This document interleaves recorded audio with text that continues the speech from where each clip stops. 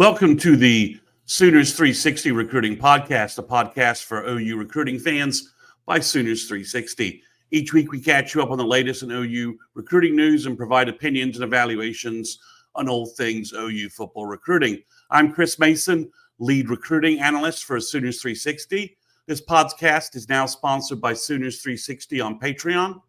To support this podcast, please go to patreon.com/Sooners360817 and click subscribe. It's only $2 a month. There's also a free trial option, and I'm posting all of my regular recruiting content there. The link will also be in the podcast show notes. Also, this podcast is now part of the Believe podcast family. Every team, every topic, everywhere. This is episode 90. The 2025 Powerline is done. And as always, we jump to the recruiting news, and we start with commitments. So the big news on Saturday, as it kind of leaked out a little midweek, that OU was probably going to get Floyd Boucard. We had forecasts and commitment predictions from the three major networks. And on Saturday around 4:30, I think, Eastern, 3:30 Central, on the 247 YouTube live stream, Floyd Boucard went ahead and he was back in Quebec. Floyd is playing football at Miami Central, but his family is back in Quebec. He's sort of an exchange student at Miami Central. I'll go a little bit more into his background here in a minute.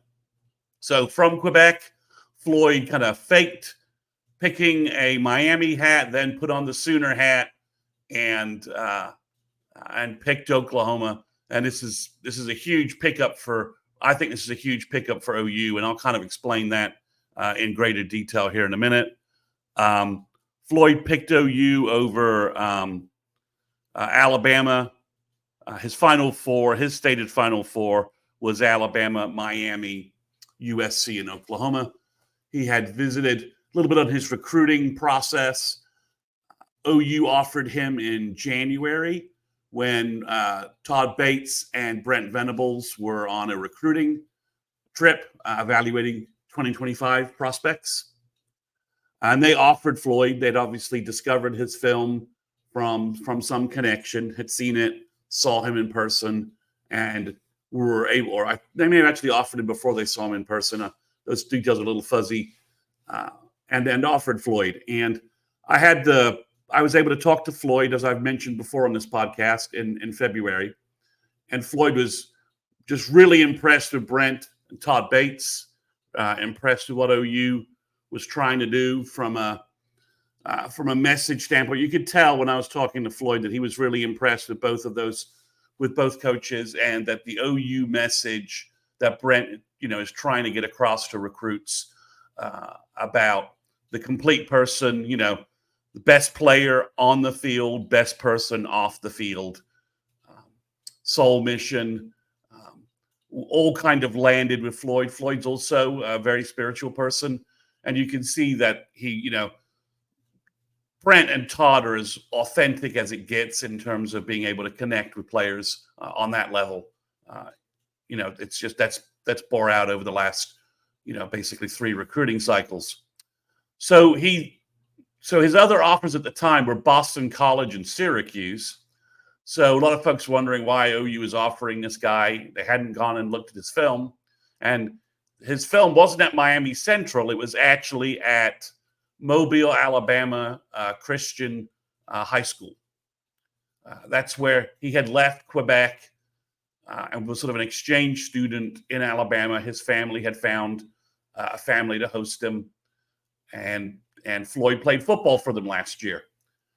And the Mobile Christian is a 3A school in Alabama, so Floyd's flying a little bit under the radar, but he helped Mobile Christian go 15-0 last year, win a 3A state championship, and while playing primarily 3-4 defensive end and some inside tackle in 4-down looks, Floyd was able to rack up 85 tackles, 22 tackles for loss, and 11 sacks. So for both of those positions, just extremely high productivity from that. I watched Floyd's film, and you could just tell that, even if the competition was slightly less, he was just dominating it on every level. So Floyd moved to Miami, I think, to just play at a slightly higher brand of football, maybe get a little bit better coaching from the Miami Central coaching staff, who are sending kids to Miami and all over Florida and have been for years. He went to a rival's Miami camp. He was the defensive line MVP. And based upon the tweets at the time, most folks were saying that he looks like potentially a top 150, 100 type defensive tackle. Wasn't long after that Georgia, Alabama, USC, LSU, Penn State, just a lot of schools started offering him, and his recruiting really kind of blew up. So OU early on was able to establish getting an official visit from Floyd on 6/14. And his recruiting, and he hasn't visited OU. He didn't unofficially visit OU. He wasn't able to go to a junior day. So this official visit was going to be his one chance to visit Oklahoma. So he visited USC the weekend before. Coming out of that weekend, there was a lot of rumors that he was going to verbal to USC, that USC was in the lead. And I think USC put on a very glitzy, kind of Hollywood, LA kind of official visit. And, probably that, resonated during that weekend with Floyd. And he was probably telling the USC people, yeah, I love it here. I'm going to come. He then went to OU and had a very different visit, soul mission, just the whole focus on relationships, his relationship with Todd Bates, which went back to January, kicked in. He had an excellent visit along with Trent Wilson, who was already verbal to OU. So it looks like those guys had a good time on their visit, and it looks like he made some connections with David Stone and Jaden Jackson during Floyd's photo session in his OU jersey, OU uniform. There's a photo of him with Trent Wilson and with Jaden Jackson, Todd Bates, and David Stone. So it's clear he made some connections and some, building some early relationships with his future D-line teammates. So I think that whole package, OU, has done a really good job for the most part with their June visits when they've got the kids on campus. They got Darius Afalava, one weekend, the first weekend in June. And then on the 14th, they've landed a couple of kids from that weekend now, Cortez Mills and Marcus Harris, and now Floyd Boucard, with Michael Fasusi being the last visitor for that weekend that's kind of in play. So, when it came to, Floyd wanted to make a decision, I just think the relationship parts of this, I'm sure OU put in a very competitive NIL offer for a defensive lineman they highly value. So they got the verbal commitment. OU taking another commitment away from Miami, depending upon your viewpoint. Some Miami folks have been saying that they weren't really focused on Floyd. I don't know why that would be. Why you wouldn't be focused on a 6'4", 315-pound mobile defensive tackle. But, I don't have the highest viewpoint of Mario Cristobal as a game day coach. He's a great recruiter, though, so that's a little bit strange. I'm not sure if they're trying to look at some other prospects or some other positions. Can't say I'm 100% up on Miami's recruiting board.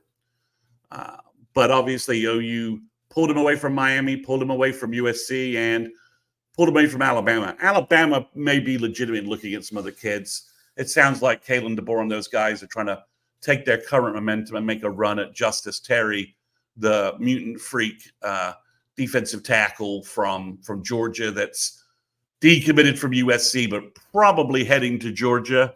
That would be my guess right now as of today. But Alabama's obviously making a run at him. So what is OU getting in Floyd Boucard?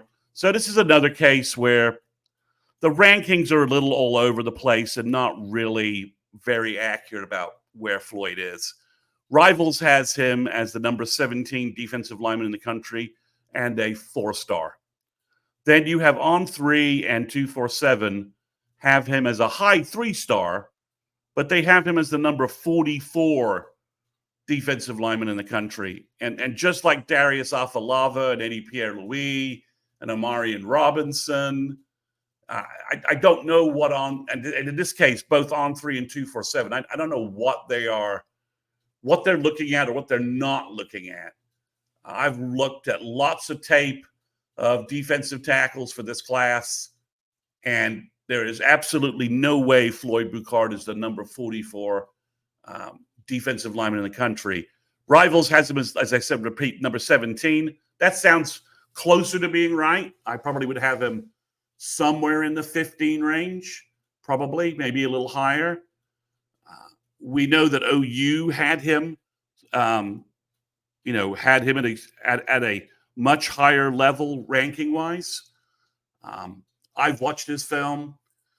I would say he's better than any big tackle. And let me just differentiate this. He's a big defensive tackle who can rush the passer and stop the run. So he's sort of that. If defensive line talent is the holy grail of college football recruiting, defensive tackles who are every down defensive tackles are the holiest grail of D-line recruiting, of recruiting overall. David Stone is one of those guys. Jaden Jackson is one of those guys. Trent Wilson and Kamari Moore, the two other verbals that OU had, they have very specific D-line roles. Trent Wilson, as I've said, is probably the best pure three technique in the country. He's better than Landon Rink, who's going to Texas A&M, who OU was recruiting, and he's better than Cole Bruler, who OU was also recruiting, who from the Hunt Academy is going to Stanford. So in that bucket, in a pure three tech, a guy who can be 6'3", 285, and just very effective in the college football game because he can rush the passer. And at that size, he's quick enough with enough burst to be a counter weapon, to get into the backfield and disrupt running plays as well. This is the role Tommy Harris played for OU for 3 years that earned him All-Americans. And he was playing, at an all-pro defensive MVP level with the Bears before he got hurt. For those that don't remember or didn't see Tommy Harris play. So that's Trent Wilson. Then Kamari Moore is your classic nose guard, 6'1". He's dropped some bad weight. He's going to add good weight as he gets to OU. He'll be like 6'1", 305, and able to just play on the nose. It's very similar to Isaiah Coe. So if you're wondering what OU's getting in Kamari Moore, think about Isaiah Coe. If Isaiah Coe could have redshirted at OU, then played 4 years under Schmitty, developing him, and then Todd Bates coaching him up and coaching up his skills. And Kamari's got a huge wingspan for a guy that's 6'1", so he's well suited to being able to play in the nose guard position well. But Trent Wilson isn't a nose guard, and Kamari Moore is not a three tech. They have very defined positions in the OU scheme, which is fine. But Floyd Boucard can do a little bit of both. In a big scheme, you could put him at the three tech, or he could also play the nose guard and give you really good pass rush from there as well. So, and he could also and if OU went with like a 3-4 big scheme as well, you could put him at defensive end. You could have a 3-down look of something like David Stone at end, Floyd at end, and Jaden Jackson in the middle with stand up players like Danny Okoye and R. Mason Thomas, and play kind of a classic 3-4 kind of look. So he has positional versatility, and again, he's 6'4", 310. When I talked to him, he was 6'4", 295, and this was in February, and he told me that he'd recently run a sub 4.8 40.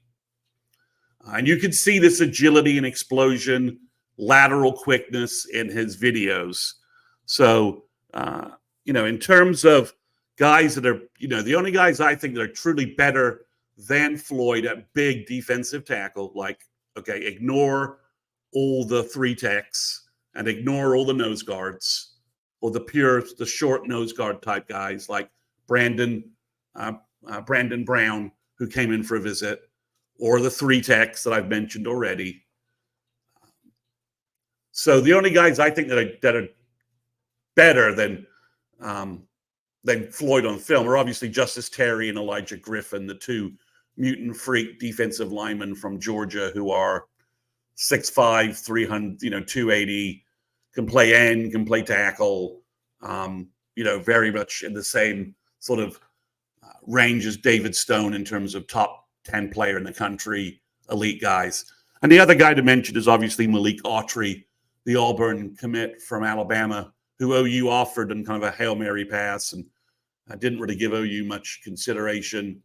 And he's 6'4", 315, so he's that same size. And Autry is, a top 30 player in the country and a five-star.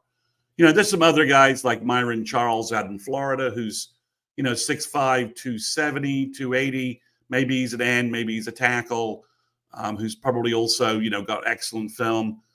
Josh Schirmer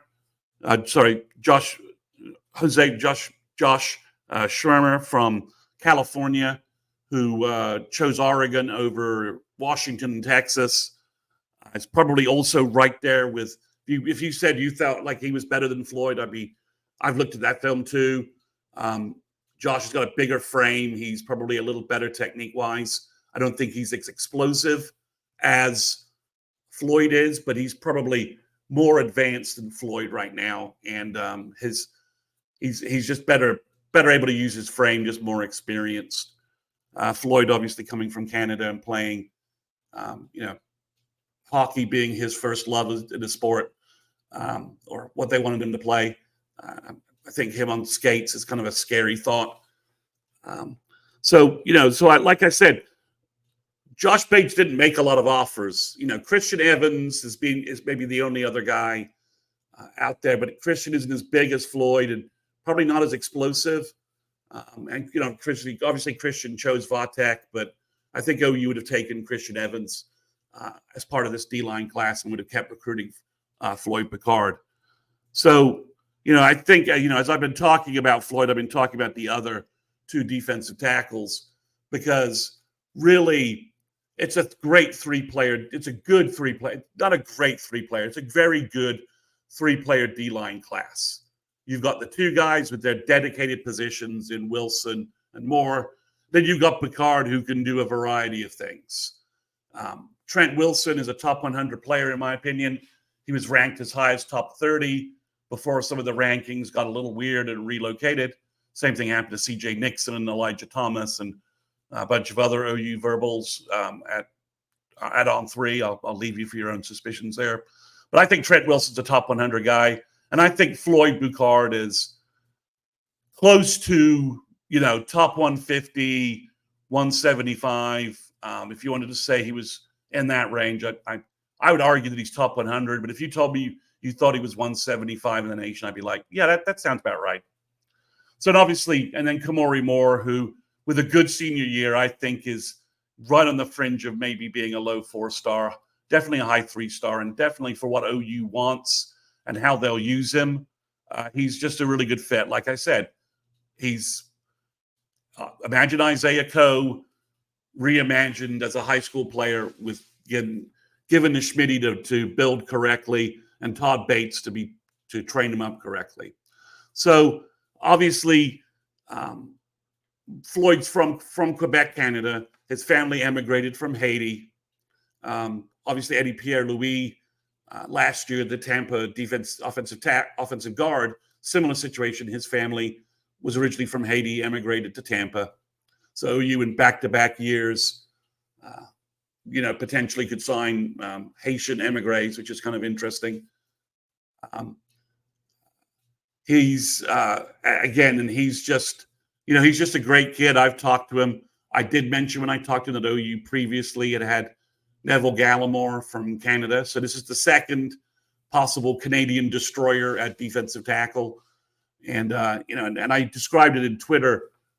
Imagine if Neville Gallimore had been, developed by Schmitty in the weight room and coached by Todd Bates, what would you have? And you'd have I think, a much better version of Neville Gallimore.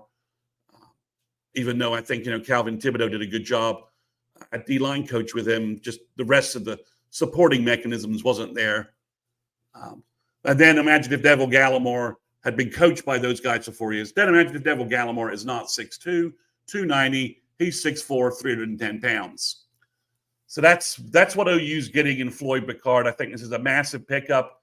And really, OU had no backups here. There's no other big defensive tackles anywhere on the board. No hints of offers with anyone else. OU passed on Mekhi Williams-Lee, who chose NC State. It's more of a 3 technique. They didn't get Brendan Brown from Melbourne, Florida. He ended up at LSU. I think he's very similar to Kamori Moore. I said that on the podcast. I didn't quite understand why OU was bringing him in, other than just for depth, because he's just, he's 6'1.5", 285. He's either a 3 technique or a nose, and he's not as explosive as Trent Wilson as a 3 tech, and it doesn't really bring you anything that you wouldn't get from Kamori Moore at nose guard. So I didn't quite understand that. But Floyd's different. He raises his profile. He gives you back-to-back classes with 2 4-star defensive tackles. So that's something OU hasn't accomplished in a while. OU's set up for 2026 with a number of 4-star defensive tackles in play. So you could be looking at OU going, just like cornerback and safety. We've said those rooms have been transformed. The wide receiver room has been, upgraded as well. The linebacker room is loaded with talent. Defensive tackles getting there. Defensive end also, with R. Mason Thomas, PJ, and then Danny Okoye, Nigel Smith. I'm talking about like top 100 kind of guys. And then obviously in this class, they got CJ Nixon as well. So according to the Twitter post we saw, the X post, the image, the power line's closed. And we'll talk about why it's closed, because Cade, moving on to the other commitment news, which is a bit of a surprise. We've been talking about Cade Pietrix without an update for weeks. And now we know kind of why. Is Nebraska was making a move behind the scenes, and Cade went ahead and chose Nebraska. Nebraska put a large NIL deal in front of him, according to all reports. I haven't personally seen the check, but that's all reports. And I think OU, if you've heard Caleb and I talk about him on Caleb's last appearance in our pod, we both think Cade's value is not at defensive end. It's really at defensive tackle. So with OU getting Floyd Boucard, I don't think they felt like they needed to match the Nebraska number. Like, the Nebraska number is more than OU wants to pay. And maybe we're seeing the first signs of some of the salary cap slotting kind of methodology that Curtis Lofton is going to use, assisted by Jeff Rosenberg from the Philadelphia Eagles organization. That whole salary capologist consulting role that OU's established a relationship with.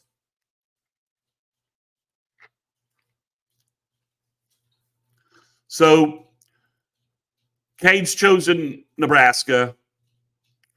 There's no one else at defensive end. It's kind of Chavis kind of took some hits here, losing Granville, Arogbo, and Pietrix. So it's not just Bill Beatonbow that loses, and Joe John Finley that can take some recruiting hits.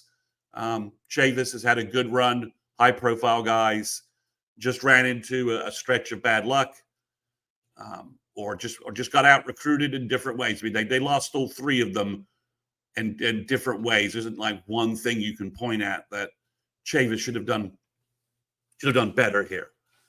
So will OU stand pat on the D line for the rest of the fall? The image says it's done. They're done. But I kind of have a hard time believing that Todd Bates and Miguel Chavis are going to sit on their hands for 3 months, September, October, and November, and not bring in a player. I think if you remember last year, I kept saying OU needed a bigger defense. I'm sorry, a bigger safety. I kept asking for that, and then OU then got Boganowski and Reggie Powers. Boganowski was a kind of a long recruiting process. One, I didn't think OU was going to win. And then Reggie Powers was the whole Michigan State situation. They got him on campus, they flipped him, and they won that recruiting battle. And now that's based upon both of those kids in spring and how they're working out and so on. That just, that's working out. That's a great move for OU. I think a similar fashion, Chavis and Bates will look for a defensive end to flip. Someone to bring in for a game. Maybe they bring him in unofficially for a big, for like the Tennessee game. And then they say, do you want to come in for an official visit and make a move there? He just verbal to Baylor. I have no idea that OU's really talking to him. But if you want a name, just to have a name so we could discuss this, Kamorian Morgan from South Oak Cliff is a really good-looking defensive end prospect. To be honest, I'm not really understanding why OU didn't offer him in the first place. But they didn't. And he's a true defensive end. He's ranked in the top 100 on 247, composite around the 200s. But he's 6'4", 6'5", 230, burst off the edge, pass rush, and would be a great complement to C.J. Nixon on the off chance that C.J. Nixon, I'd add a rush defensive end on the off chance that C.J. Nixon's development path veers more to tight end than it does defensive end. I mean, they're going to try him at defensive end. He's got all the skills in the world to be a defensive end. But, with basketball and some other things, it might just be that he's a great athlete. So the faster approach to get him on the field could be tight end. It might not be.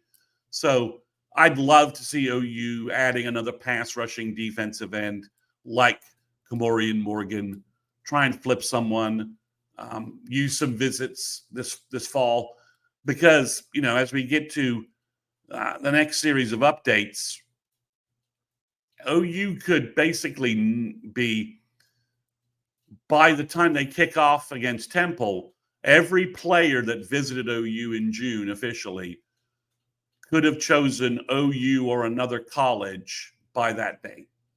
So OU's 2025 recruiting slate could basically be clear. No one actively left in play, not recruiting anybody, no one's decision that they're waiting on.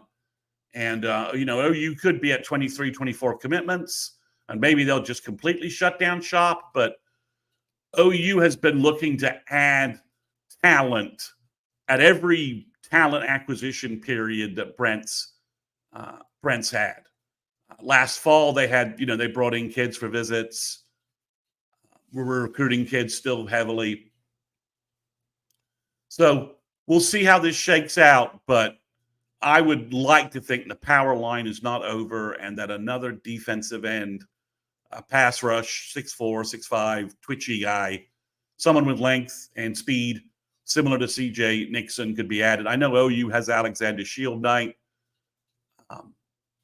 I'm not sure Alex has the length and twitch to be a starter in the SEC. I mean, Alex will be a great special teams player. He'll be a great contributor if OU ever brings back a fullback spot. Cade McIntyre and Shield Knight would be the two guys I'd put it at. So we'll see how that shakes out. But that's what I would like OU to do. I don't know what they will do. So I've got to talk about O-line and offensive tackle recruiting, right? That's a requirement on these podcasts until OU gets more offensive linemen and we can call that class finished. So Michael Fasusi still committing on 8/21. No real updates there. Not sure we're really going to have anything substantive until right before that commitment with Texas A&M and Oregon floating around. NIL is going to be a huge deal there, as well as Texas and OU, getting their NIL packages ready right before the commitment date. So, I'd like to think Fasusi and his family will kind of like 5 days before say, just give us your last best offers, and we're not going to accept anything more after that date. But that's what I would do to make sure you've got the NIL stuff clear, and then you can focus on the other parts of this equation. But, I don't really know how the Fasusi family and their advisors will handle this. We do have a potential commitment date for Andrew Babalola from Kansas City. That's 8/12. Again, I think this is probably a 3-team race, most realistically. Stanford and Michigan on one side, OU on the other. OU pitching, soul, mission, family environment, culture, and distance. Whereas Michigan and Stanford are both pitching academics. Stanford had their football pitch is a little bit all over the place because they've been struggling David Shaw left them a little bit in bad straits. They didn't have a good year last year. They're doing better on the recruiting trail this year. Their current coach seems to be a little more engaged in recruiting, but they're now in the ACC. So if I'm a family in Kansas City and my home games are in Palo Alto and my nearest road game is in Dallas with SMU, I think that's the nearest one. But the majority of my road games are Chestnut Hill, Syracuse, New York, Raleigh, Chapel Hill, Durham, Atlanta, Clemson, Tallahassee, Miami, Florida. And who knows what's going to happen with the ACC. But obviously Michigan kind of presents a medium ground for a medium ground from the, good academics, better than OU. And obviously football equivalent to the SEC. Michigan is a big time blue blood football program, just won a national championship. So obviously they're gonna message that. Again, little closer. It's some of the games are a little closer. Ann Arbor from Kansas City is still probably a plane flight versus a drive to Norman. But you do have some closer road games. Iowa, Iowa, Illinois. Springfield's not super close to Kansas City, but it's certainly closer than Palo Alto or Syracuse, New Jersey. So that could win there. So I think he's still talking to OU. I think OU's very much in this picture. And when it comes down to really crunching a decision, OU will be able to offer an NIL package as well. That's probably better than Stanford's and at least competitive with Michigan. So I don't think this thing has run its course yet in terms of OU being a real factor for Andrew Babalola. So he has the longest relationship with the OU staff. He's been to Norman more times than he's been to Stanford or Michigan. So, a good shot there. We'll just need to see what happens. Again, the Stanford thing has been that he had a really great visit there, and they put on a good visit. I'm sure the academics, that campus and everything is it's a fantastic setting in June. Not the 112 degrees Oklahoma was probably as well. So after talking about, you got Floyd Boucard, didn't get K. Pietrek, waiting for Fasusi and Babalola. There's only one guy left who visited Norman and hasn't verbaled to OU or someone else. That is Christian Jones, linebacker from Nebraska. OU's targeting him as the second linebacker in the class to complement Marcus James. If that was to happen, I'll get Caleb on a pod to talk about the complement of those two and what those two would bring at linebacker. Because I think, again, just like Wimberly and Robinson and Boucard and Wilson and Moore, Jones and James would make a great linebacker combo for OU. Very complementary skills. Would be in the hands of Zach Alley, Brent Venables, and since folks like Rufus Alexander can also coach now. I mean, the coaching brain power at linebacker, experience at linebacker in Norman is pretty overwhelming. If I was a linebacker recruit, I would look at that and just be stunned at sort of the linebacker experience that I could absorb. So, according to the Sooner Scoop pod, which they had on Thursday, Josh indicated there's a chance Christian Jones is coming to the party at the Palace. We'll clarify the party at the Palace just here in a second. But it looks like Christian Jones could be back in Norman. And I think he might try and make a decision before his senior year. So if that happens, that would be huge, because after July, once August 1st hits, we're back in a dead period again. 2025 kids cannot visit college campuses. No in-person contact is permitted. So let's move over to the news that's going to dominate the end of the week. So OU, it's now an open period again. The open period starts the day after I'm recording this, late Sunday night, early Monday morning, depending upon your time zone. So starting, I believe, on Wednesday, 2025 recruits can go back on campus. And almost every college in big-time college is having an event, a barbecue-type event. Texas is having a pool party. Michigan's having a barbecue. OU's doing an event that they call Party at the Palace. And it's for the 2025 kids. This is where OU in 2023 got commitments from Colton Vasek and DJ Hicks, although he never really went public with it. But they also got Makari Vickers and Jacoby Johnson. Jacoby Johnson and other players. So OU has gotten verbals coming out of the Party at the Palace before. Last year, I believe Josh Iasosa verbaled coming after that, because that was a chance for him to be back on campus.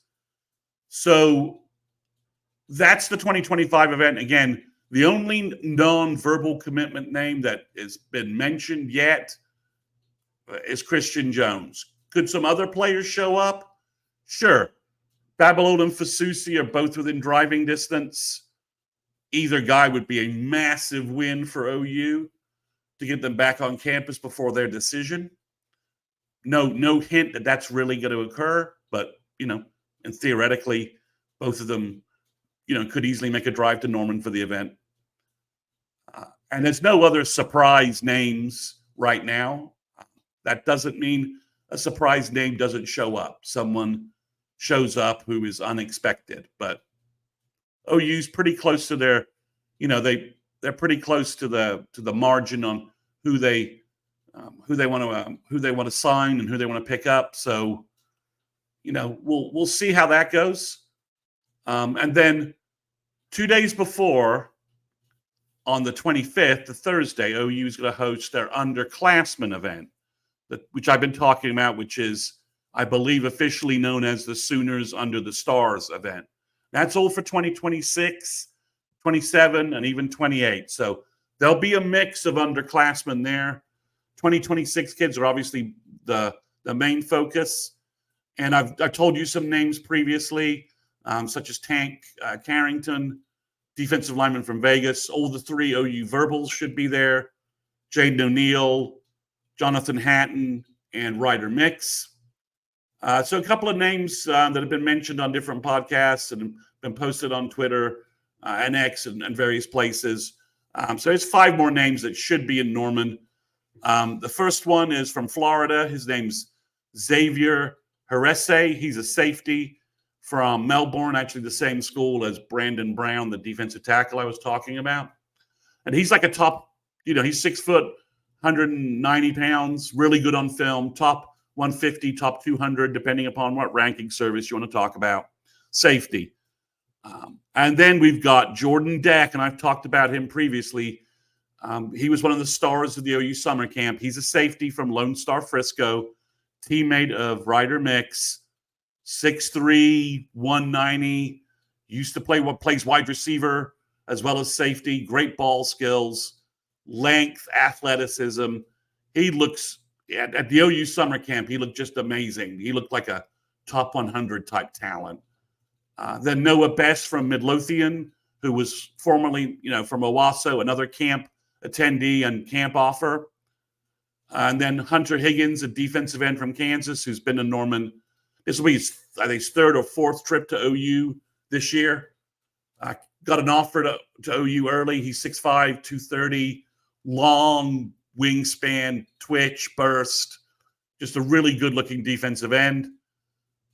And then Mason James, the wide receiver from Norman, should be back on campus. He's been to OU I don't know how many times. He's really gotten a lot of good offers nationally. Looks fantastic on film, really working on his game. I believe he started to work with Margin Hooks, the wide receiver trainer from Dallas, Marvin Mims, CD Lamb, host of other names that OU didn't sign that are really good wide receivers for the Dallas area. I could go on and on. So, could OU pick up some commitments here? Well, the names I just mentioned, I don't think any of them are rumored to pull the trigger, but Jordan Deck, Noah Best, Hunter Higgins, Mason James are all players that would fit the sort of the mold or framework of someone who could commit. Multiple visits to Norman, have made visits elsewhere unofficially, so they've been to other campuses. OU has targeted them and made them a priority as early as possible. So they sort of fit the mold of what could be an early commitment for OU. I don't know that OU will pull any in, but Jaden O'Neal's going to be there, as the Pied Piper of leading want to lead everybody to OU. So Jaden's a charismatic, big time guy. So it'll be interesting to see how that occurs. That list, there's some other offensive linemen who have been mentioned on some other lists, but I haven't really seen enough to confirm. But it could, the list I got right now from different sources and different information has about 17 kids on it, not counting the verbal commitments. And I think we'll see at least another 5 to 10 probably added from 2026. But I also think you could see 2027 names there. I think Zane Rowe, the verbal commitment for 2027, will probably come back up from Denton Geyer, the big defensive end. So I think you could see some 2027 kids from Texas in the state of Oklahoma on campus, from definitely some kids that they offered from the summer camps coming back up to get a chance to do a little bit more of an unofficial visit to OU as well. So that's I'm going to probably record again on Sunday, barring some big news occurring on Thursday night at the party at the Students Under the Stars event. If something breaks then, I'll try and record on Friday if I can.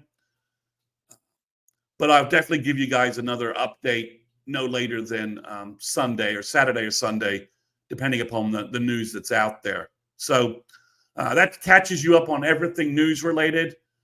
Thanks for listening. Make sure you subscribe to the podcast and don't forget to leave a rating. And again, please visit patreon.com/Sooners360817 to subscribe for more recruiting content and also to support this podcast, to keep this podcast going. Thanks, everyone.